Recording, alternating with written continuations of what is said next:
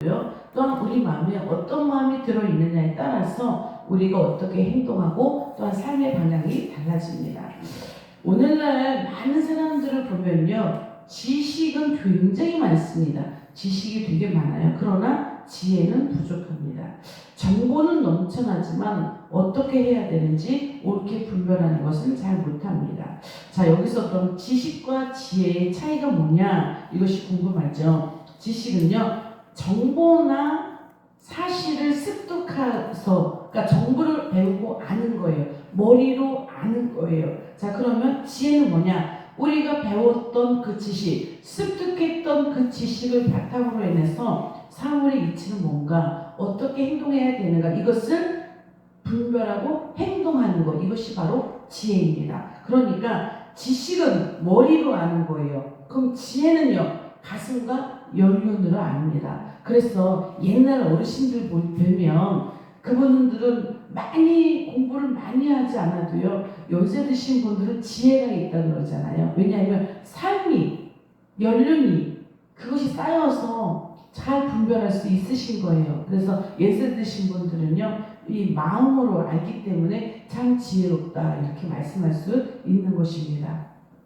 오늘 보면 잠언 2장 10절부터 12절까지 말씀을 보면 하나님의 지혜가 우리의 마음에 들어올 때 어떤 일이 일어나는가, 어떤 변화가 있는지 이것을 세 가지로 보여주고 있습니다. 자, 첫째, 지혜가 우리 마음에 들어오면 어떤 일이 있는가? 영혼이 즐거워집니다. 자, 보면 10절에 보면 지혜가 내 마음에 들어가면 지식이 내 영혼을 즐겁게 할 것이요 라고 말씀하고 있습니다. 자, 여기서 지혜는요, 그냥 단순한 지식이 아니에요. 우리가 머리로 아는 습득한 정보, 이것이 아니라 하나님을 경외하는 가운데 하나님의 뜻을 알고 그 뜻대로 살아가는 능력입니다. 이것이 바로 하나님의 말씀을 분별해서 하나님의 뜻대로 살아갈 수 있는 능력, 이것이 바로 하나님께서 주시는 지혜입니다. 그래서 세상의 지식은요, 머리를 채웁니다. 그래서 우리가 세상적으로 많이 공부하고 정보를 많이 알면 뭐라 그러냐, 머리가 다 채워졌다, 이렇게 얘기해요. 머리가 채워졌다, 이렇게 얘기하고요. 그러나 하나님의 지혜는요, 머리가 아니라 우리의 영혼을 채웁니다. 여러분, 우리가 머리를 채우는 것도 중요한데 더 중요한 게 뭐예요? 영혼을 채우는 것입니다. 시편 19편 10절에 보면 다윗은 왕이었어요. 그런데 왕이었음에도 불구하고 하나님의 말씀을 묵상할 때 가장 기뻤다라고 고백합니다. 예레미야 15장 16절에도 보면 예레미야도 이렇게 고백해요. 주의 말씀을 내가 얻어먹었사오니 내 마음의 기쁨과 즐거움이 되었나이다 라고 고백합니다. 즉 하나님의 지혜가 내 마음에 들어온다는 것은요, 결국 뭐예요? 하나님의 말씀이 내 안에 있다는 거예요. 그러니까 하나님의 말씀이 내 안에 들어오면 하나님의 지혜가 내 안에 들어올 수밖에 없습니다. 왜 그런가 하면 하나님의 말씀이 지혜가 돼서 나를 이끌어가기 때문이에요. 우리가 세상을 어떻게 삽니까? 내 소견대로 사는 게 아니에요. 하나님의 말씀대로 사는 거예요. 우리가 이렇게 얘기하잖아요. 자, 그러면 하나님의 말씀대로 살려면 어떻게 해야 되죠? 그 하나님의 말씀이 내 마음속에 있어야 되는 거예요. 아멘. 이렇게 듣고 이렇게 흘러가는 것이 아니라 내 마음으로 받고 내 마음에 새겨서 하나님의 어떤 말씀이 내 마음에 있지. 그러면 우리가 무엇을 할 때 그 말씀이 생각나는 거죠. 그래서 내 생각대로 살려고 하다가 하나님 말씀 이렇지. 그런 말씀대로 살아가는 거예요. 즉 하나님의 말씀, 내 안에 지혜가 있다는 것은 곧 하나님의 말씀이 내 안에 있다는 것입니다. 그 말씀의 지혜가 돼서 나를 이끌어가는 거예요. 어떤 성도님이 저에게 이렇게 고백을 해주셨습니다. 목사님, 제가요 지금 달라진 건 하나도 없고요, 건강도 더 좋아진 게 없고요, 돈이 더 많아진 것도 없고요, 하나도 달라진 것이 없는데 왜 마음이 편한지 모르겠어요. 마음이 천하태평인 것처럼 마음이 굉장히 편하다는 거예요. 자, 왜 이런 일이 생길까요? 하나님께서 평안을 주시기 때문에 그래요. 아멘. 세상이 주는 평안은 뭐예요? 건강이 더 좋아져야 되고요, 돈이 더 많아져야 되고요, 어떤 상황이 더 좋아져야 마음이 평안할 수 있잖아요. 그런데 그 세상이 주는 평안과 하나님께서 주시는 평안이 다른 것이 바로 이거예요. 하나님이 주시는 평안은 더 좋아진 거 없어요. 건강도 더 좋아진 거 없고요. 돈이 더 많이 생긴 것도 없고 그렇다고 환경이 좋아진 것도 없어요. 그런데 그냥 마음이 편해요. 자, 그러면 하나님이 주신 평안으로 우리의 마음이 참 평안하면요, 여러분 어떨까요? 즐거워요. 마음에 즐거움이 옵니다. 자, 이것은 바로 우리 안에 하나님의 말씀이 있다는 증거이고요. 하나님의 지혜가 우리 가운데 있다는 증거입니다. 즉, 말씀이 우리 안에 있으면 이렇게 우리가 더 상황이 좋아지지 않아도 참 평안을 얻을 수가 있다는 거예요. 그러면 뭘까요? 참 평안이 있으면 그냥 우리의 영혼이 즐겁다는 것입니다. 자, 그래서 하나님의 지혜가 우리 주는 즐거움은 뭐냐면 환경을 뛰어넘는다는 거죠. 세상이 주는 즐거움은 모두가 다 챙겨져야지 즐거운데요. 하나님께서 주신 지혜는 뭐예요? 환경을 뛰어넘는다. 즉, 즐겁지 못한 상황에서도 우리가 즐거울 수 있다는 거예요. 왜냐하면 지혜의 근원이신 하나님께서 우리 안에 계시기 때문에, 지혜의 근원이신 하나님께서 우리를 지켜주시고 우리와 함께 하시기 때문에 우리는 어떤 상황 가운데서도 기쁘고 즐거울 수 있다는 것입니다. 자, 둘째로 지혜가 우리의 마음에 들어오면 어떤 일이 일어나는가? 보호하심을 받습니다. 11절에 보면 근신이 너를 지키며 명철이 너를 보호하여 아멘 라고 말씀해요. 근신이 너를 지키고요, 명철이 너를 보호한다 라고 말씀하십니다. 자, 여기서 근신은 뭐냐면요, 그러니까 절제하고 신중합니다. 절제할 수 있고 신중할 수 있다. 이것이 바로 근신입니다. 또한 명철은 뭐냐? 옳고 그름을 분별할 수 있는 능력이에요. 자, 그러면 우리 가운데 근신이 있으면 절제할 수 있는 거예요. 절제가 뭐죠? 죄인 줄 알면 피하는 거라고 그랬잖아요. 나를 다스릴 수 있는 능력이라고 그랬죠. 그리고 어떤 일이 있어도 신중한 거예요. 그러면 내 가운데 이렇게 절제할 수 있고 신중할 수 있다면 여러분 죄 가운데 갈 수 있습니까? 그렇지 않아요. 그렇죠? 그러니까 또 옳고 그름을 분별할 수 있어요. 명철이 우리 가운데 있으면, 이것이 바로 지혜가 있고 명철이 있고 근신이 우리가 있으면 우리가 어떤 상황 가운데서 보호받을 수 있다는 거예요. 즉, 하나님은 우리를 사랑하셔서 우리에게 역사하실 때 기적을 베풀기도 하십니다. 기적의 하나님. 아멘. 기적적으로 우리를 보호하시기도 하세요. 그런데 우리에게 기적을 베푸는 것보다 어떤 때는요, 지혜를 주세요. 우리에게. 그래서 이 어려움을 피해갈 수 있도록 그렇게 만드시는 거예요. 죄를 피해갈 수 있도록 만드시는 거예요. 우리에게 지혜를 주셔서. 만약에 우리가 지혜롭지 못하면요, 사람들이 그러잖아요. 똥인지 된장인지 모른다. 그렇죠. 몰라요. 어리석은 자는 몰라요. 그런데 하나님은 우리에게 지혜를 주셔서 꼭 찍어서 맛을 보지 않아도 이게 무엇인가를 알 수가 있잖아요. 그러면 이게 옳은 것인지 그른 것인지 분별할 수가 있거든요. 그럼 어떻게 돼요? 악으로부터 보호받을 수 있다는 거예요. 어떤 어려움으로부터 우리는 보호받을 수 있다는 거예요. 이것이 바로 하나님의 지혜가 우리 가운데 있을 때 우리가 위협으로부터 보호받을 수 있다는 것입니다. 여러분, 우리 하나님께서 주신 지혜가 우리 가운데 있으면 죄된 자들을 우리 피할 수 있어요. 거절할 수 있는 거예요. 이것이 바로 하나님의 지혜가 있을 때 그렇고요. 잘못된 선택이 있습니다. 우리가 잘못된 길을 갈 수가 있죠. 그런데 하나님의 지혜가 우리 가운데 있으면 그 앞에서 멈춤, 이걸 할 수 있습니다.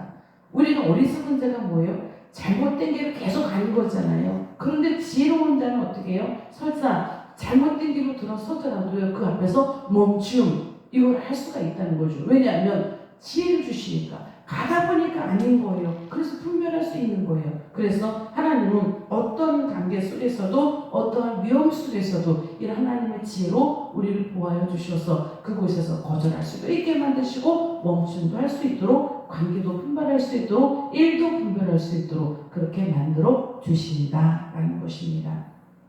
열왕기상 3장 5절에 보면 솔로몬이 있습니다. 솔로몬이 아버지 다윗이 성전을 지을 수 있도록 다 준비해 주셨잖아요. 그리고 이제 성전을 짓게 되고요. 성전을 다 지었습니다. 그리고 나서 그게 한 것이 뭐냐? 1천 번제를 하나님께 드렸습니다. 하나님께서 솔로몬의 꿈속에서 나타나셔서 그렇게 말씀해 주세요. 너에게 무엇을 해줄까? 그걸 물어보셔요. 너에게 무엇을 해줄고? 이렇게 물어봐 주십니다. 그때 솔로몬이 그렇습니다. 저에게요 여러 가지 많은 부귀영화를 주세요. 이것이 아니라 하나님의 백성을 잘 다스릴 수 있도록, 그들을 잘 재판할 수 있도록 선악을 분별할 수 있는 지혜를 주세요. 이걸 구합니다. 나는 어려서 잘 모르오니 하나님의 백성을 재판하고 잘 분별할 수 있는 지혜를 주세요. 이걸 구합니다. 그래서 하나님께서 그 솔로몬이 지혜를 구하는 게 마음에 드셔가지고 지혜도 주시고요, 장수와 온갖 부귀영화도 다 주시잖아요. 그래서 우리가 정말 하나님께 구해야 될 것이 지혜입니다. 하나님 우리에게 지혜를 주셔서 모든 상황을 잘 분별하고 판단할 수 있도록 해주세요. 여러분 지혜를 구하십시오. 아멘. 자, 세 번째는요, 지혜가 이 마음에 우리에게 들어오면 어떤 일이 있는가? 악한 길에서 건짐을 받습니다. 악한 길에서 건짐을 받습니다.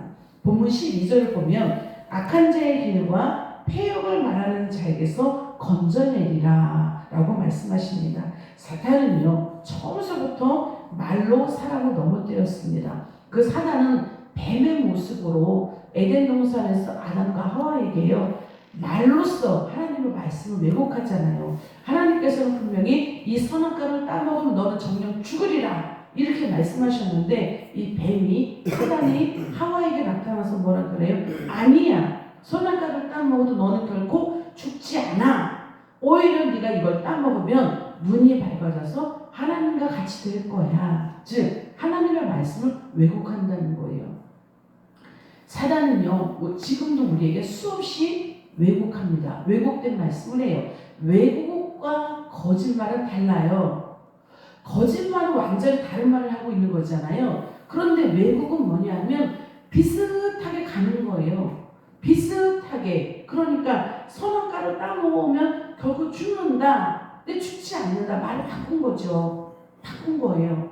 그러니까 우리가 그래? 이렇게 만드는 것이 바로 왜곡인 거예요. 생각해 볼 정도, 그런가? 정말 그런가? 하나님의 말씀이 그런가? 이렇게 고개를 가물뚱가물뚱 할 수 있도록 그렇게 살짝 바꿔서 사단은 우리를 유혹하고 미혹한다는 거예요. 그래서 우리는 자꾸 넘어가는 거거든요. 자, 예를 들면 죄가 죄를 아니라고 얘기해요. 타협이 오히려 치라고 얘기해요. 왜냐하면 자, 우리가 절제가 뭔지 배웠잖아요. 절제는 우리가 죄를 짓는 그 자리를 피하는 것도 우리는 절제라고 배웠습니다. 그렇죠? 이거 하나님의 지혜예요. 여기 가면 죄를 짓지? 그럼 거기 가면 안 되는 거잖아요. 그런데 사단은 뭐라 그러는가 하면 거기 가면 죄를 줘. 이것이 아니라 그건 죄가 아니라니까. 그렇게 가서 어울리고 이건 사회생활이야. 가서 전도해야지. 그러면 그런 사람하고도 어울려야지. 이렇게 얘기하는 거예요. 즉 타협할 수 있도록 만든다는 거죠. 죄가 아닌 것처럼 교묘하게 우리를 유혹한다는 거예요. 그런데 우리가 하나님의 지혜가 있으면 어떻게 돼요? 아니야, 그건 죄야 라고 우리가 분명하게 말할 수 있다는 거예요. 그런데 이걸 분별하지 못하면 그래? 정말 그렇구나 따라간다는 거죠. 그래서 정말 물인지 불인지 알지도 못하고 그냥 달려들어요. 하루살이가 그 등에 자기가 죽는지도 모르고 막 달려들어서 결국은 죽잖아요. 우리가 분별하지 못하면 이것이 죄인지 물인지 불인지 모르고요, 우리 달려든다는 거예요. 그럼 결국 죽어요.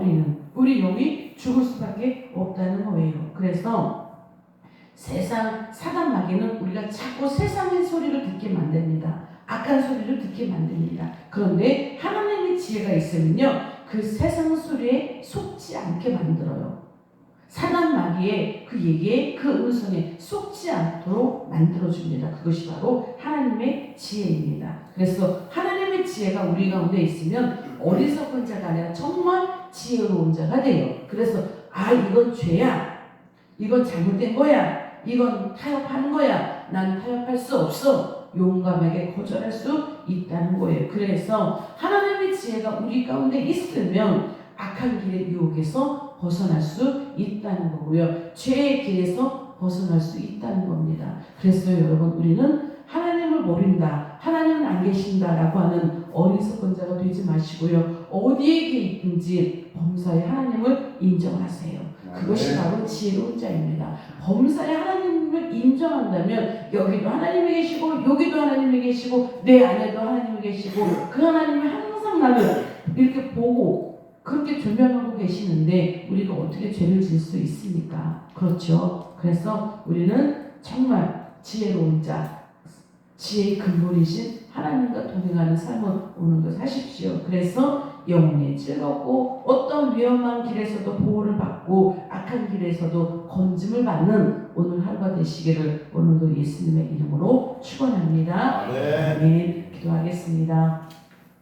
하나님 아버지 감사합니다. 하나님의 지혜가 우리 가운데 있기를 원합니다. 그래서 하나님 우리가 영혼의 즐거움, 환경을 넘어서는 영혼의 즐거움이 있기를 원하며 또한 모든 것을 분별하여서 또한 그 어두운 가운데서 죄 가운데서도 보호받기를 원합니다. 또한 악한 길에서도 죄의 길에서도 건짐을 받기를 원합니다. 우리가 분별할 수 있기 때문입니다. 즉 하나님 우리가 하나님의 지혜가 우리 가운데 있다는 것은 하나님의 말씀은 우리 가운데 있다는 것입니다. 그러니 하나님의 말씀을 오늘도 묵상할 수 있도록 도와주시고 그 말씀을 나를 살리게 하시고 그 말씀을 나를 옳은 길로 인도하게 하시고 그 말씀을 나에게 모든 죄와 어둠에서도 건질 수 있는 은혜를 받을 수 있도록 하나님 인도하여 주옵소서. 이 말씀이 살아있는 말씀이 나에게 역사해 주셔서 말씀 따라 살아가는 그래서 이기고 승리하는 우리 모두가 될 수 있도록 오늘 하루도 축복하여 주옵소서. 감사하고 예수님의 이름으로 기도합니다.